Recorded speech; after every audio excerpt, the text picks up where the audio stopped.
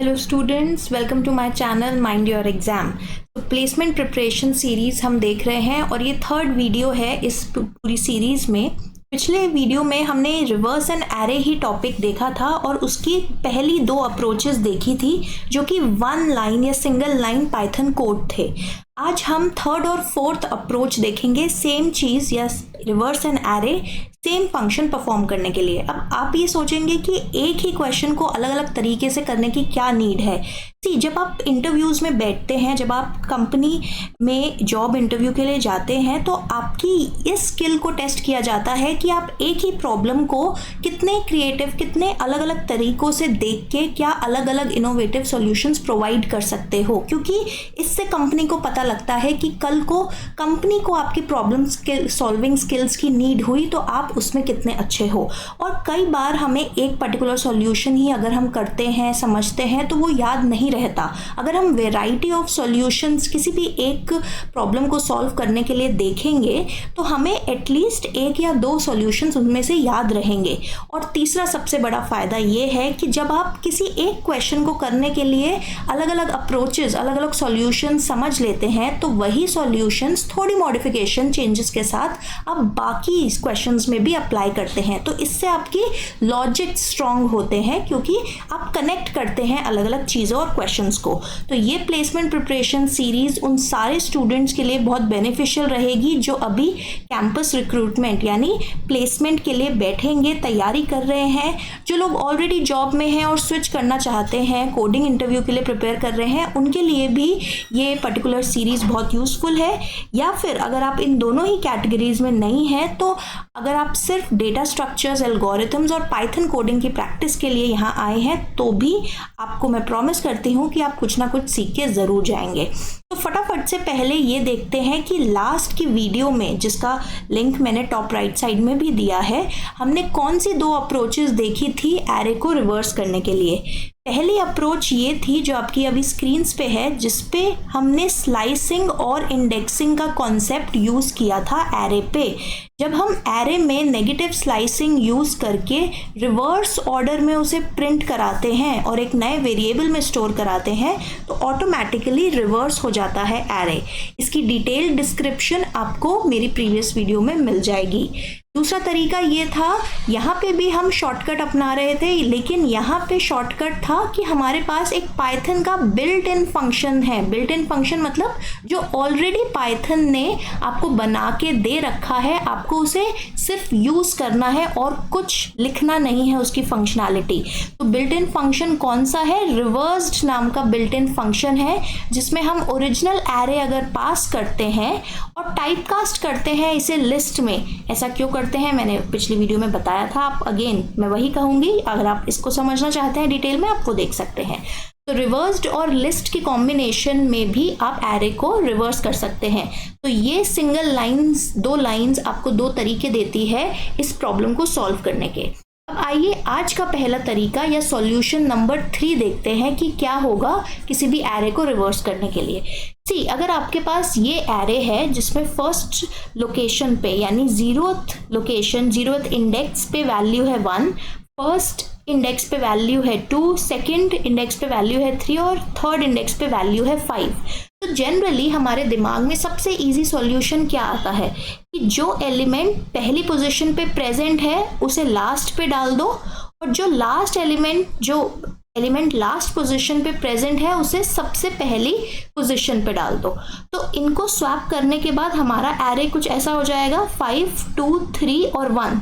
अब यहाँ पे पूरी तरीके से अभी कंप्लीटली रिवर्स नहीं हुआ है एरे, तो हम फर्स्ट पोजीशन के बाद नेक्स्ट पोजीशन देखते हैं और लास्ट से भी हम लेफ्ट साइड में आगे बढ़ते हैं और इन दोनों को स्वैप करते हैं। इन दोनों को स्वैप यानी इंटरचेंज करने के बाद हमारे पास एरे कुछ इस तरीके से आएगा जो कि रिवर्स्ड फॉर्म है ओरिजिनल एरे का। तो बेसिकली हमने क्या किया, हमने दो वेरिएबल्स हम बेसिकली इनिशियलाइज कर रहे हैं या मेंटेन कर रहे हैं, स्टार्ट और एंड। आप कुछ भी नाम दे सकते हैं, इजियर अंडरस्टैंडिंग के लिए मैं एक सिंपल सा नाम दे रही हूँ, स्टार्ट और एंड। स्टार्ट में हम सबसे पहले एरे का पहला इंडेक्स यानी 0th इंडेक्स स्टोर करेंगे और एंड में हम एरे का लास्ट इंडेक्स स्टोर करेंगे। अब लास्ट इंडेक्स आपको कैसे मिलता है? लास्ट इंडेक्स आपको मिलता है एरे की लेंथ फाइंड आउट करने से, और लेंथ -1। -1 क्यों? क्योंकि देखो यहाँ पे इस पर्टिकुलर एरे की लेंथ है 4 लेकिन हमारा लास्ट इंडेक्स है 3, तो लेंथ -1 आपको लास्ट इंडेक्स वैल्यू देगा उस पर्टिकुलर एरे की। तो हमने स्टार्ट इनिशियलाइज कर दिया 0 से और फिर एंड इनिशियलाइज कर दिया, फर्स्ट वैल्यू इसकी हो गई एंडिंग ऑफ द एरे। अब हम एक एक करके 0 से आगे बढ़ेंगे, +1 करते जाएंगे और एंड को एक कम करते जाएंगे ताकि हम दोनों ही साइड से सेंटर की तरफ बढ़े, और दोनों ही एक एक स्टेप जब हम लेंगे तो इंटरचेंज करते रहेंगे एलिमेंट्स को। तो फॉर एग्जांपल अगर मेरा स्टार्ट इस एरे के केस में हम समझते हैं, सबसे पहले मेरा स्टार्ट था 0th इंडेक्स पे, ठीक है। मैं इसकी इंडेक्स वैल्यूज लिख देती हूँ यहाँ पे, एलिमेंट्स आपको ब्लू कलर में दिख ही रहे होंगे, और एंड की वैल्यू थी 7। तो जब स्टार्ट 0 पे है और एंड है 6 इंडेक्स वैल्यू पे, हमने इन दोनों के एलिमेंट्स को स्वैप कर दिया। स्वैप करने के बाद 7 यहाँ आ गया, 1 2 8 3 4 एज इट इज रहे, और ये जो फर्स्ट एलिमेंट था वो लास्ट में चला गया यानी 6 हो गया। अब मैंने आपको कहा कि स्वैपिंग के बाद स्टार्ट को हम एक आगे बढ़ाएंगे, इसमें एक वैल्यू प्लस करेंगे, +1 करेंगे, तो स्टार्ट अब पॉइंट कर रहा है इंडेक्स वैल्यू 1 पे, जिसपे वैल्यू एलिमेंट भी 1 ही है। और मैंने कहा था एंड को हम टुवर्ड्स द सेंटर लेके जाएंगे, यानी एक कम करेंगे जब हमने एलिमेंट को स्वैप कर दिया है। तो पहले एंड की वैल्यू थी 6, अब वैल्यू इंडेक्स वैल्यू हो जाएगी 5, और इंडेक्स वैल्यू 5 पे कौन सा एलिमेंट प्रेजेंट है? 4। तो हमने स्टार्ट को जब आगे बढ़ाया, फिर हम इन दो एलिमेंट्स को स्वैप करेंगे जो स्टार्ट और एंड में प्रेजेंट थे, ठीक है। तो 7 एज इट इज रहेगा, स्टार्ट वाले इंडेक्स पे अब एंड वाला एलिमेंट आएगा, यानी यहाँ पे 4 आ जाएगा, 2 8 3 अभी ऐसे ही रहेंगे, और 4 की जगह जो एलिमेंट स्टार्ट वाली लोकेशन पे था वो आ जाएगा, ठीक है। फिर हमें स्टार्ट को एक आगे बढ़ाना है, एक आगे मतलब स्टार्ट अब पॉइंट करेगा थर्ड एलिमेंट पे विच इज इंडेक्स वैल्यू 2, और हमें एंड को एक कम करना है ताकि अब हम अंदर के दो एलिमेंट्स जो कि है 2 और 8 इन्हें स्वैप या इंटरचेंज कर पाए। इन दोनों को इंटरचेंज करने के बाद हमारे पास वैल्यू आएगी, एरे का ऐसा कुछ फॉर्म आ जाएगा 7 4 3 8 2 1 6। अब इस पॉइंट पे स्टार्ट भी जब हम एक ऐड करेंगे स्टार्ट में तो 8 पे पॉइंट करेगा, और एंड भी जब एक माइनस करेंगे इस एंड में से ये 8 पे पॉइंट करेगा। तो हमें तब तक कंटिन्यू करना है जब तक स्टार्ट एंड के बराबर नहीं हो जाता या फिर स्टार्ट एंड से आगे नहीं बढ़ जाता। स्टार्ट एंड से आगे कब बढ़ेगा? इवन नंबर ऑफ एलिमेंट्स में। जैसे आपने यहाँ देखा, अगर पहले मैं यहाँ पे थोड़ा इरेज कर देती हूँ, मुझे यहाँ पे जब हमने स्टार्ट करा था एरे को इनिशियलाइज करना, स्टार्टिंग में हमारी s की वैल्यू थी, स्टार्ट हमारा 0 पे पॉइंट कर रहा था, 0 इंडेक्स पे, और एंड हमारा पॉइंट कर रहा था लास्ट इंडेक्स पे, ठीक है। फिर हमने s को डिक्रीमेंट करा तो s यहाँ आ जाएगा स्वैप करने के बाद, और ये एलिमेंट हो जाएगा 5, ये एलिमेंट यहाँ पे आ जाएगा 1, और एंड को जब हम कम करेंगे तो ये दोनों चेंज हो जाएंगे। फिर यहाँ पे इन दोनों एलिमेंट्स को स्वैप करेंगे हम, तो 2 की जगह आ जाएगा 3, 3 की जगह आ जाएगा 2। अब इसके बाद s आ जाएगा यहाँ पे, यानी वो पॉइंट करेगा 2 इंडेक्स पे, और यहाँ पे एंड आ जाएगा 1 इंडेक्स पे। तो यानी इवन नंबर ऑफ एलिमेंट्स जब हैं तो ऐसी सिचुएशन आ सकती है कि स्टार्ट एंड से बड़ा हो जाए जब सारे एलिमेंट्स हम कवर कर चुके हों, या फिर अगर ऑड नंबर ऑफ एलिमेंट्स है तो स्टार्ट और एंड एक बराबर हो जाए। तो ये हमें कंडीशन के बेसिस पे हमें अपने कोड को रन करना है। जब तक स्टार्ट एंड से कम है तब तक एलिमेंट्स को स्वैप करते जाओ, स्टार्ट को एक प्लस करो, एंड को एक माइनस करो, फिर एलिमेंट्स को स्वैप करो, फिर स्टार्ट को आगे बढ़ाओ और एंड वाले पॉइंटर को पीछे लेके आओ जब तक स्टार्ट एंड से बड़ा है। अब इसी कोड को या इसी लॉजिक को करने के दो तरीके हैं। सबसे पहला तरीका है non recursive. Non recursive code में आप लूप यूज करेंगे। अब कौन सी तरीके का लूप यूज करना है वो बिल्कुल आपकी मर्जी है। पहला जो अप्रोच हमने देखी है उसका हम कोड देखते हैं, विच इज नॉन रिकर्सिव। ठीक है, नॉन रिकर्सिव मतलब कोड अपने आप को खुद दोबारा से कॉल नहीं करेगा। तो इसमें हमने वही लॉजिक लगाया है। सबसे पहले हमारा एरे डिक्लेयर किया है और फिर एरे को पास किया है रिवर्स फंक्शन में। अब रिवर्स फंक्शन क्या कर रहा है? रिवर्स फंक्शन में सबसे पहले हमने स्टार्ट और एंड पॉइंटर को या स्टार्ट और एंड वेरिएबल्स को इनिशियल वैल्यू या स्टार्टिंग की वैल्यू असाइन करी है। स्टार्ट को हमने फर्स्ट इंडेक्स पे रखा है। फर्स्ट इंडेक्स वैल्यू होती है 0, है ना। पहला इंडेक्स एरे में जब हम पाइथन देखते हैं तो 0 होता है। और एंड हमें कैसे पता चलेगा? एरे की जितनी भी लेंथ है उसमें से हम 1 माइनस कर देंगे। तो स्टार्ट की और एंड की हमारे पास स्टार्टिंग वैल्यूज आ गई हैं, तो हम लूप स्टार्ट कर सकते हैं। यहाँ पे मैंने वाइल लूप लगाया है और ये लूप तब तक चलेगा जब तक स्टार्ट की वैल्यू एंड से कम नहीं हो जाती, जैसे कि अभी हमने कंडीशन डिस्कस करी है।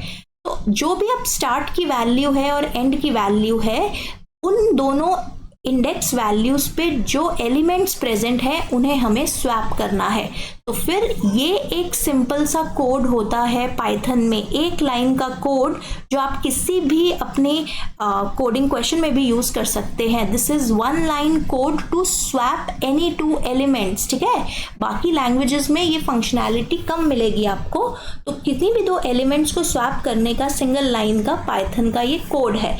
एरे ऑफ स्टार्ट में डाल दो एरे ऑफ एंड की वैल्यू और एरे ऑफ एंड में डाल दो एरे ऑफ स्टार्ट की वैल्यू। और इसमें ये पहले ये 2 वैल्यूज सेव होती हैं, यानी चेंज करने से पहले जो वैल्यूज हैं वो जाएंगी, वो स्वैप होंगी। ठीक है, तो इसमें आपको कंफ्यूज नहीं होना है। एरे ऑफ स्टार्ट में वैल्यू जब एरे ऑफ एंड की आ गई, उसकी पुरानी वैल्यू पहले ही पाइथन सेव कर लेगा, जो कि फिर एरे ऑफ एंड में डालेगा। राइट, तो हम अगर 2 एलिमेंट्स को स्वैप करना चाहते हैं, उनकी लोकेशंस इंटरचेंज करना चाहते हैं, ये एक आपका लाइन ऑफ कोड है।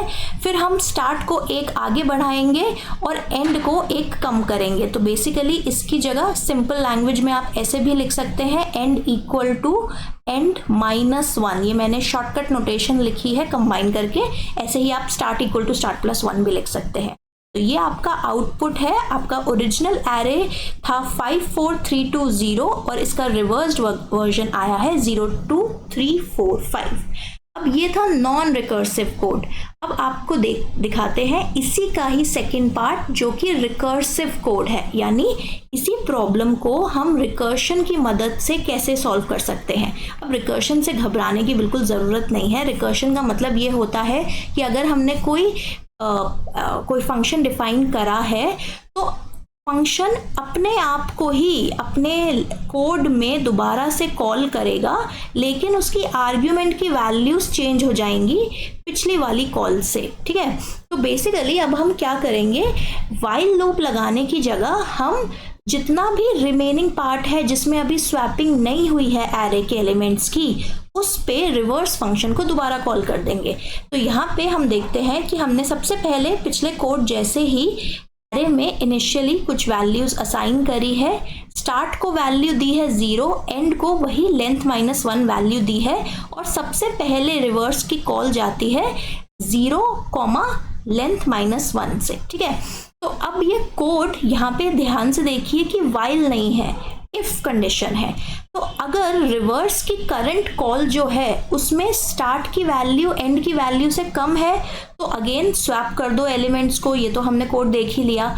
अगर एंड छोटा हो गया है स्टार्ट से, यानी स्टार्ट ये कंडीशन फॉल्स हो गई है और स्टार्ट ओवरलैप कर गया है एंड को, यानी उसे सरपास कर गया है, उससे आगे बढ़ गया है, या फिर बराबर हो गए हैं, तो ये कॉल नहीं होगी, ना ये स्वैपिंग होगी। ठीक है, क्योंकि वो इंडिकेशन है कि अब हमें रुकना है, हमने पूरा एरे दोनों साइड से कवर कर लिया है और अब नए और एलिमेंट्स नहीं है स्वैपिंग के लिए। ठीक है, तो अब जब आपने सपोज फर्स्ट और लास्ट एलिमेंट स्वैप कर दिया तो आप स्टार्ट को एक आगे बढ़ाएंगे, एंड को एक कम करेंगे, और अब ये जो दो अपडेटेड इंडेक्स वैल्यूज हैं स्टार्ट और एंड की, इससे रिकर्सिव कॉल की जाएगी जो कि आपको रिमेनिंग एरे पे स्वैपिंग करेगी एलिमेंट्स की। सिमिलरली आप देख सकते हैं पुराने कोड की तरह ही यहाँ पे भी सही तरीके से काम हो रहा है।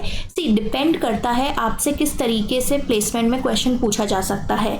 अगर आपको सिर्फ बोला गया है कि रिवर्स करने हैं एरे के एलिमेंट्स और कोई और कंडीशन नहीं बताई गई तो आप कोई भी तरीका यूज कर सकते हैं, सिर्फ आउटपुट सही आना चाहिए, उस पर फोकस होना चाहिए। ठीक है, अगर आपको बोला जाता है कि रिकर्सिव कोड लिखो, जो कि कई बार कंपनीज पूछती हैं, तो आपको ये कोड पता होने की जरूरत है, क्योंकि रिकर्शन कई बार कंफ्यूजन में डाल देता है स्टूडेंट्स को, और यही कंपनीज फोकस करती हैं कि कौन से स्टूडेंट्स का ये कॉन्सेप्ट अच्छा है, क्योंकि वो टेक्निकली ज़्यादा क्लैरिटी से समझ पाएंगे। ठीक है, तो बेसिकली अगर उनका रिकर्शन किसी भी स्टूडेंट को क्लियर है तो उसकी लॉजिक बिल्डिंग पावर भी हाई हो जाती है, वो और अच्छे से लॉजिकली सॉल्व कर पाता है नए क्वेश्चंस को, क्योंकि थोड़ा सा टफ कॉन्सेप्ट होता है रिकर्शन फर्स्ट टाइम जो भी कोई पढ़ता है। ठीक है, तो अब फोर्थ सॉल्यूशन पे आते हैं।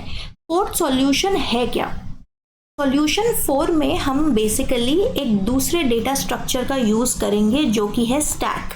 इस बारे में मैंने आपसे एक क्वेश्चन भी पूछा था अपने लास्ट वीडियो के कमेंट सेक्शन में। स्टैक क्या होता है? स्टैक बेसिकली एक डेटा स्ट्रक्चर है, और डेटा स्ट्रक्चर क्या होता है? डेटा स्ट्रक्चर किसी भी तरीके की वैल्यूज को अरेंज करने का एक तरीका है। अगर आपने इस स्टैक में अरेंज करा है वैल्यूज को, तो इसकी क्या खासियत होती है, इसकी क्या फीचर्स होते हैं कि आप एक ही साइड से एलिमेंट्स इंसर्ट कर सकते हैं स्टैक में और उसी साइड से एलिमेंट्स निकाल सकते हैं। जैसे आप मार्केट जाते हैं तो आप एक बैग लेके जाते हैं, तो आप बैग के टॉप से ही एलिमेंट्स या अपना मार्केट से लिया हुआ सामान बैग में डालेंगे, और अगर कुछ निकालना भी है तो उसी टॉप साइड से ही आप हाथ देके उस बैग में आप निकालेंगे। ठीक है, तो ऐसा नहीं है कि आप डाल रहे हैं एलिमेंट्स ऊपर से और बाहर अगर आपको निकालने हैं आप नीचे से निकाल रहे हैं, ऐसा नहीं है ना।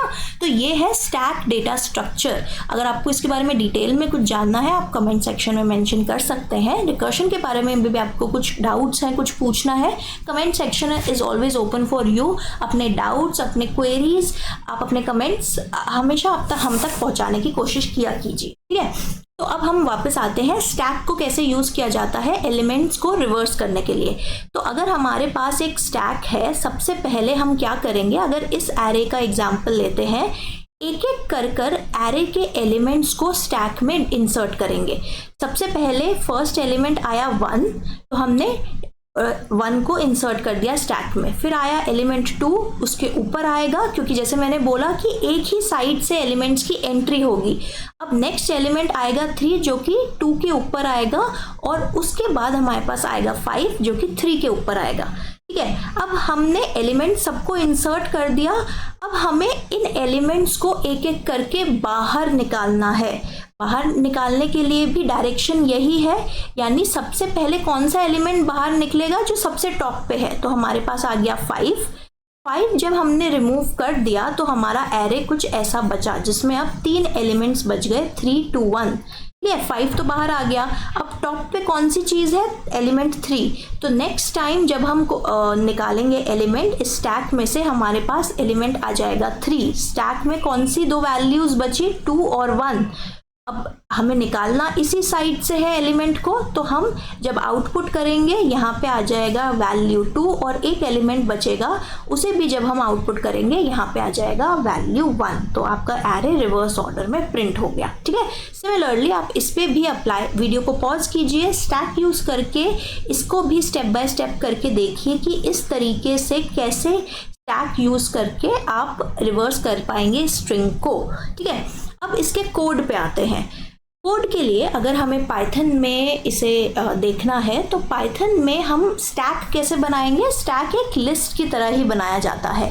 ठीक है, लिस्ट के 2 फंक्शंस होते हैं जो आपको याद रखने हैं, अपेंड फंक्शन और आपका होता है pop function.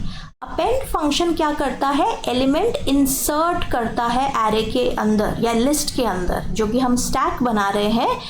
At the end, append का इंग्लिश मतलब होता है कि आखिर में ऐड करो। ठीक है। तो हमारा स्टैक में भी अगर हमें एक के ऊपर एक के टॉप पे दूसरा एलिमेंट डालना है, यानी हम एक ही साइड से आखिर में एलिमेंट्स को ऐड कर रहे हैं, तो यहाँ पे हमने वही फंक्शन यूज करा है। हमने सबसे पहले, अगर यहाँ से स्टार्ट करते हैं, एक एरे डिक्लेयर करा और फिर फंक्शन को कॉल करा है। फंक्शन के अंदर हमने एक लिस्ट डिफाइन करी है जो कि हमारी स्टैक की तरह काम करेगी। फिर एक लूप लगाया है फॉर आई इन एरे। इसका क्या मतलब हुआ? आई इन ऑपरेटर का क्या मतलब है कि एरे के एक एक एलिमेंट को पुट करो और आई में उसको डालो, असाइन करो। मतलब अगर एरे में एलिमेंट है 1 2 3 5, तो आई में सबसे पहले वैल्यू आएगी 1। फिर फॉर लूप की नेक्स्ट आइट्रेशन में आई दूसरा एलिमेंट जो भी है उस एरे में उसकी वैल्यू लेगा। फिर नेक्स्ट टाइम वाई जब फॉर लूप दोबारा चलेगा तो थर्ड एलिमेंट जो भी है, 4 है, 5 है, 8 है, 9 है, जो भी एरे में थर्ड एलिमेंट है, एक एक करके आई में वो वैल्यूज आएंगी। और हर बार जब आई एक नई वैल्यू ले रहा है तो स्टैक जो हमने लिस्ट की तरह डिफाइन करा है उसमें आखिर में ये वैल्यू ऐड या अपेंड होती जा रही है। सबसे पहले हमने देखा था कि 1 है एरे में, आई की वैल्यू हुई 1 और स्टैक में ये 1 ऐड हो गया, अपेंड हो गया या लास्ट में आ गया, प्रेजेंट हो गया। फिर आई की वैल्यू जब हुई 2 तो उसमें हमने लास्ट में यानी टॉप पे फिर से 2 ऐड कर दिया, फिर 3 और फिर 5। तो ये तो हो गया एलिमेंट्स को इंसर्ट करने का काम, जिसे टेक्निकल टर्म्स में जब हम एलिमेंट्स स्टैक में इंसर्ट करते हैं तो पुश करना भी कहते हैं, यानी पुशिंग ऑफ एलिमेंट्स भी कहते हैं। अब हमें क्या करना है? हमें एक एक करके इन एलिमेंट्स को बाहर निकालना है। उसके लिए ऑलरेडी पाइथन ने एक pre defined built in function दिया है, पॉप फंक्शन। पॉप फंक्शन क्या करेगा? और i in range length of array.